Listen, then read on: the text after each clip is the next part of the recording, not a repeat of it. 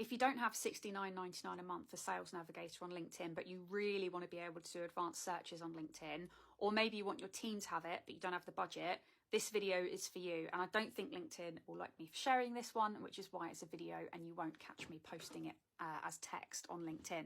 So your new best friend is something called Boolean searching. Now I know that's a really weird word, and it's BOOLEAN if you want to go and look it up after this video, but this is going to be your new best mate. So Boolean searching allows you to filter your LinkedIn search results without paying for premium features, and we love that. So here's how it works. I'll give you a couple of examples and you can go and look at it on YouTube. So and allows you to use multiple search criteria. So in your search bar, you'd, for example, you'd type in marketing and in capital letters manager, and it will show you profiles of both terms. You can use or, so OR, to include either of the criteria. So you can do marketing or sales and it will find profiles of either of those. And you can also use not.